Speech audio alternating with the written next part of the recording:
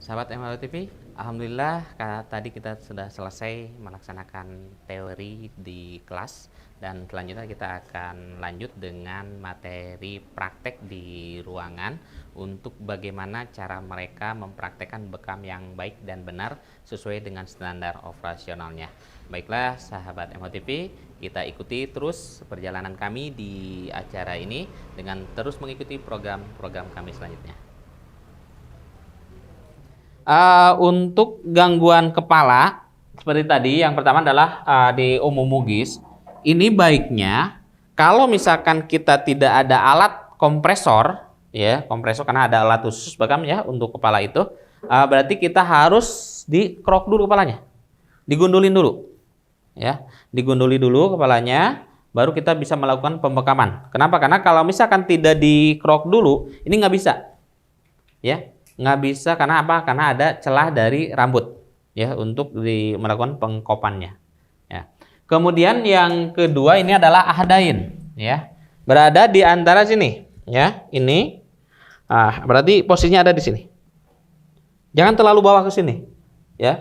Jangan terlalu ke bawah. Tapi di sini geser cukup di sini aja. Di samping-sampingnya ya. Ini bermanfaat, banyak juga manfaatnya. Di antaranya itu untuk gangguan masalah nyeri gigi, ya. Kemudian gangguan pendengaran. Ini ada yang sering sakit gigi nggak di sini?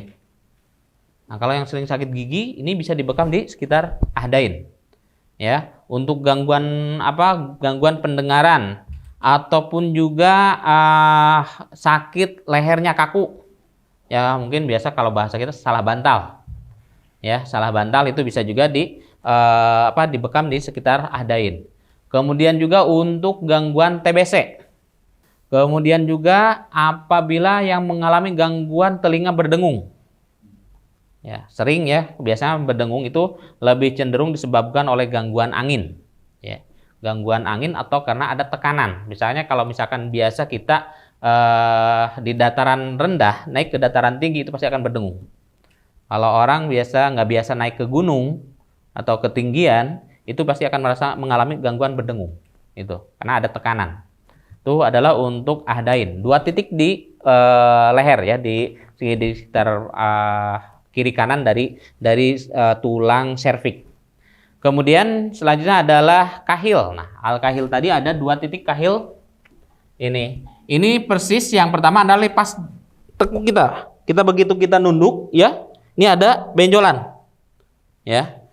Itu adalah kahil yang 1. Kahil 2-nya bisa juga di bawahnya sini. Ya. Untuk kahil 2-nya ada di bawah. Untuk kahil ini hampir sama dengan tadi gangguan masalah di pundak. Itu bisa juga untuk bronkitis ya. Untuk gangguan TBC, kemudian untuk nyeri punggung juga bisa. Hanya saja nih, kahil ini jarang sekali kita membekam kahil ya Kang Dede. Karena kahil ini adalah ibaratnya pusat. Itu pusat kekuatan di sana. Kalau kahil ini kalau kita mau membekam kahil, setidaknya dalam 1 bulan misalkan kita berbekam 1 kali, kahil ini hanya 3 bulan dalam sekali. Itu beda dengan titik-titik yang lain. Ya, jadi tidak setiap bekam harus dikahil. Nah, jadi kita ada waktu untuk kahil karena ini adalah titik pusatnya. Kalau kita sering-sering dibekam di titik kahil, justru bukannya kuat, malah semakin lemah. Ingatan kita akan semakin berkurang. Gitu ya. Tuh. Kemudian adalah titik selanjutnya adalah katifain, pundak. Ya. Pundak, kalau kita pegang pundak ini kan, pundak turun dikit. Nah, pundak pegang turun dikit. Nah, jadi tidak pas di atas sininya, agak turun dikit. Ya, paling hanya beberapa senti, setengah senti atau 2 senti, 1 senti ya dari pundak kita. Ini banyak sekali ya. Itu untuk biasanya untuk masalah keracunan, untuk masalah peredaran darah, kalau bahasa ininya pundak itu titik wajib lah, titik wajib dalam berbekam dan titik aman. Ya, apapun penyakitnya, ketika dibekam di pundak itu boleh dikatakan sebagai titik wajibnya dan aman untuk siapapun. Kemudian yang selanjutnya adalah al-warik ya. Nah ini tapi seperti tadi. Nah, kalau misalkan pusar kita di sebelah senanya itu ada di sini, Berarti posisinya ini. Ya. Satu jajar. Kalau pusatnya di sini, satu jajar di sini. Ya.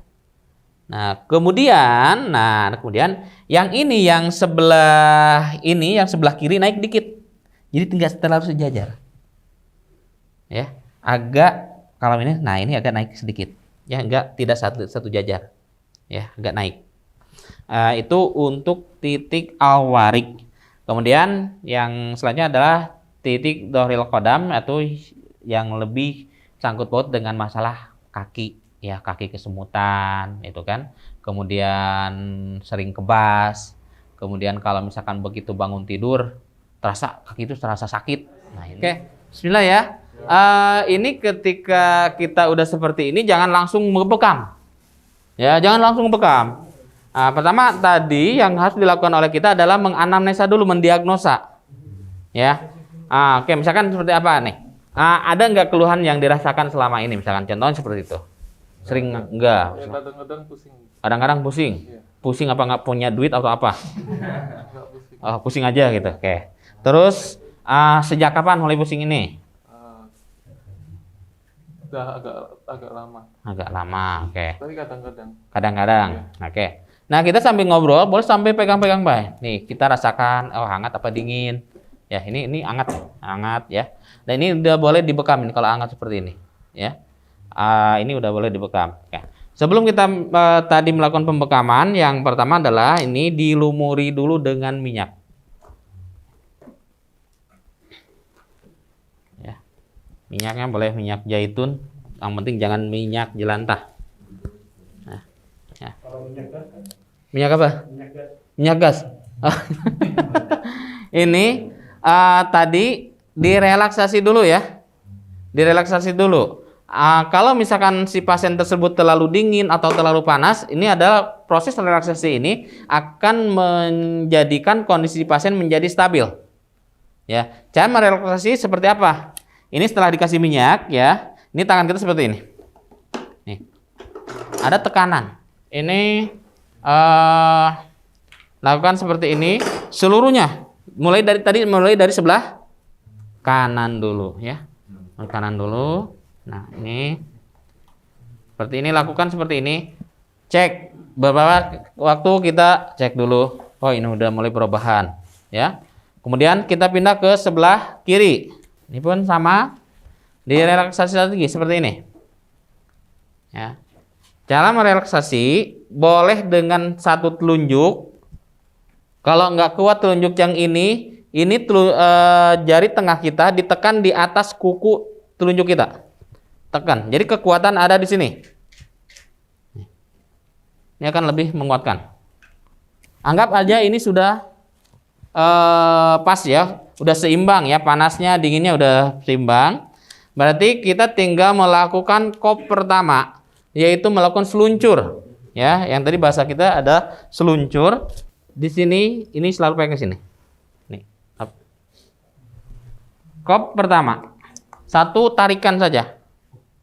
Ya, satu tarikan. Digerakkan. Nih. Seperti ini. Ya. Nih boleh ke bawah. Nih, udah merah ya. Merah cuman gini doang. Nah, ini udah kan seluncur, misalkan. Pindah lagi ke sebelah kirinya. Lagi. Merah ini. Lebih kerokan. Iya, betul. Karena ini selain itu nyedot, ada sedotannya. Nah, seperti ini. Ini udah merah. Oke. Ini udah kan seluncur ya, udah anggap seluncur udah beres. Berarti kita akan mulai melakukan kopan yang kedua. Kopan yang kedua adalah 1 menit.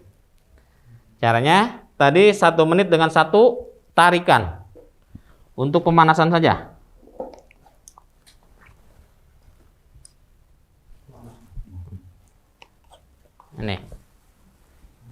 Nih, kita tunggu 1 menit ya. Jadi ini kan pundak sini ya. Nah, turun dikit. Pokoknya sekitar ini aja. Ya. Tuh.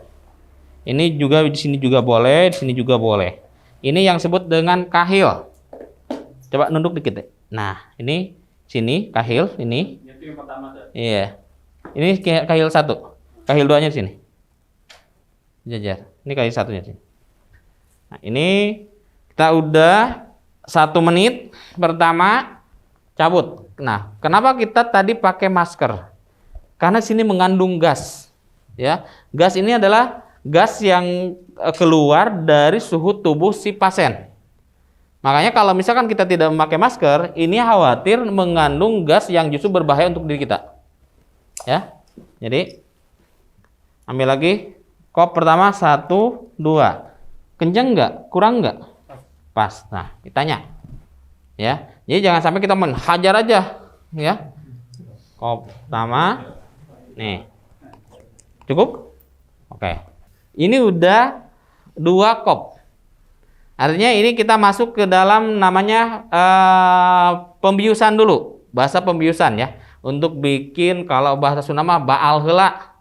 Ya, baal. Nah, kemudian sambil kita nunggu, kita bisa pertama tadi ini kita gunakan jarum. Sambil kita nunggu, kita masukkan dulu jarum sini. Ini dalam kondisi jarum tertutup seperti ini, ya. Jadi jangan dulu dibuka kalau misalkan kita tidak langsung masukkan ke ini, tutup.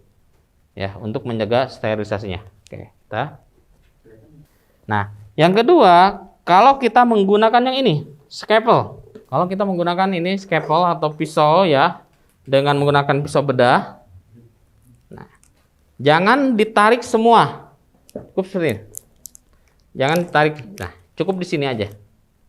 Ya. Kita baru masukkan ini. Nah, ini truk, udah bunyi truk berarti udah pas. Kemudian tutup lagi. Posisi semua dalam keadaan tertutup. Baik jarum ataupun pisau. Ya, ini. Ini kita tunggu. Ya, masih tunggu. Karena kan kalau misalkan kita bekam kan enggak 2 ya, pasti banyak ya. Berarti kan kita masih ada waktu gitu untuk membekam berapa lama. Nah, ini pun bisa dilakukan selain ini, bisa di sini juga titik dengan titik di sini. Ya. Nanti sama manfaatnya juga. Kalau misalkan nanti gangguan lambungnya bisa di sini. Gangguan lambung, gangguan paru-paru, gangguan jantung bisa di sini. Pada saat kita melakukan relaksasi seperti ini, misalkan akan terasa truk gitu. Ada yang tidak normal atau ada sesuatu yang mengeras selain tulang, misalkan karena ini bukan tulang ya. Ada terasa kok ngeras di sini ataupun nggak halus, misalkan bergelombang. Nah, itu adalah nanti yang akan melakukan kita titik bekamnya. Ya, untuk mengetahui. Makanya kenapa kita melakukan hal seperti ini untuk selain merelaksasi kita mengetahui nanti gangguannya di mana.